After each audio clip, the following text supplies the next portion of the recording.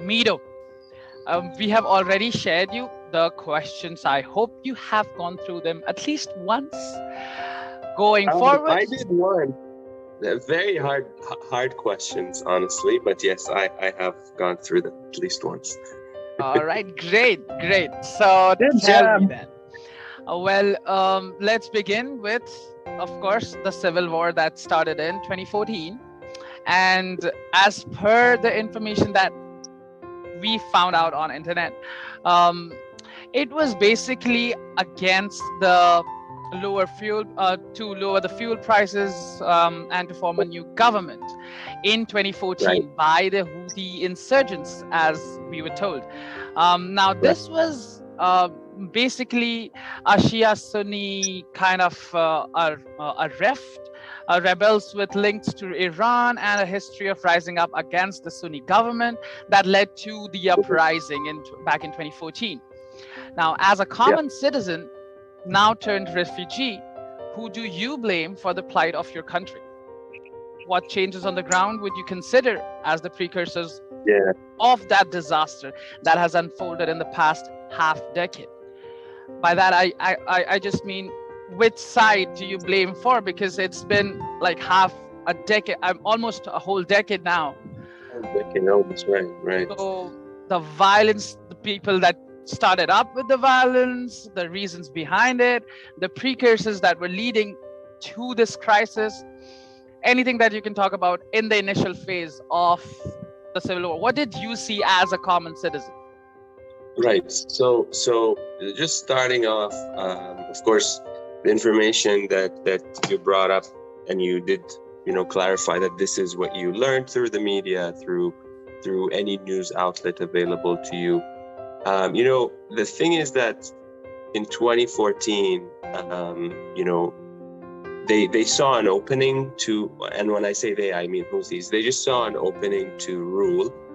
And they came at a very strategic time, because at that point, gas prices kind of skyrocketed. I'm talking about close to, if I'm remembering correctly, 20 liters were going for 2,500 riyals. And then the next morning, the government rose them up to 4,000. So, of course, you have the population at a state of anger. And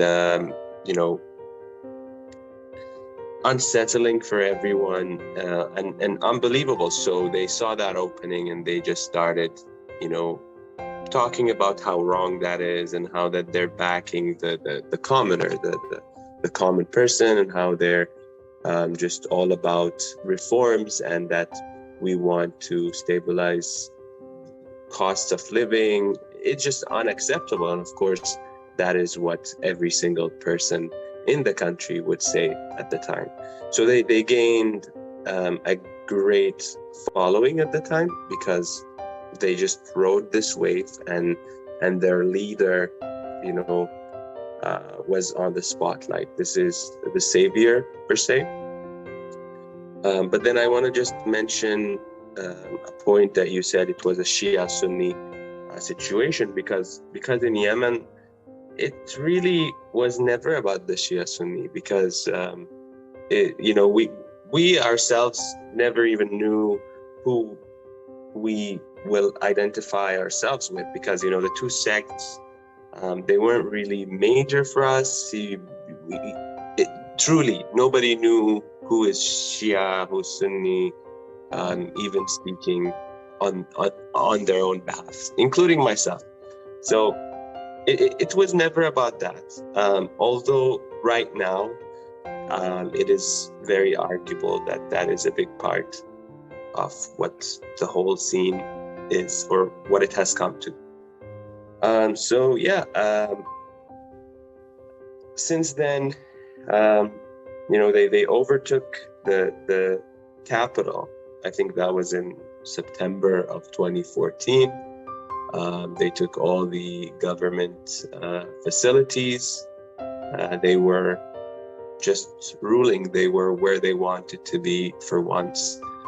Although, the previous government, the one that was ousted after the Arab Spring in 2011 or 2012, you know, they were in wars, in a lot of wars between Houthis and them, just because, you know, they according to them, you know, they were kind of very sectarian. They weren't accepting of other sects, and you know, they just didn't want their ideas to flourish.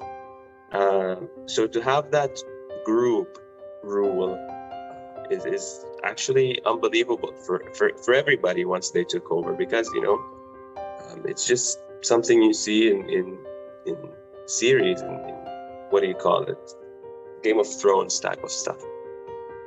But anyway, it's surreal, and at this stage, trying to come up with an answer, even myself, to see who do I blame, who does the common man who lives there blame.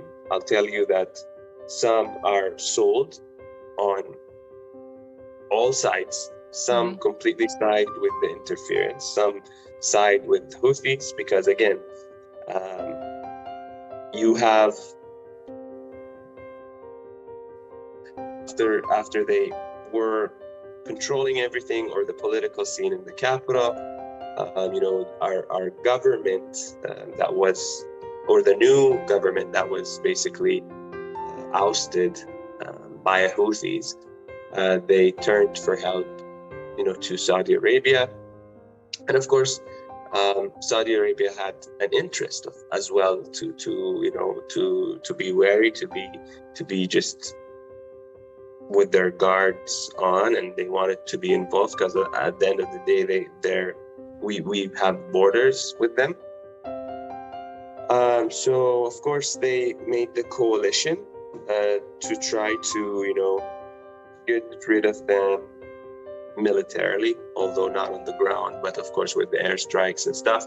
Now, what that created was more following, because again, you have them being on the forefront of the country, you know, defending people's rights. And of course, when we're talking about airstrikes, you can't really, we don't have this technology where you can just point at a Houthi, correct, you know, away from a civilian that has nothing to do with it, and then just, you know, do what you do.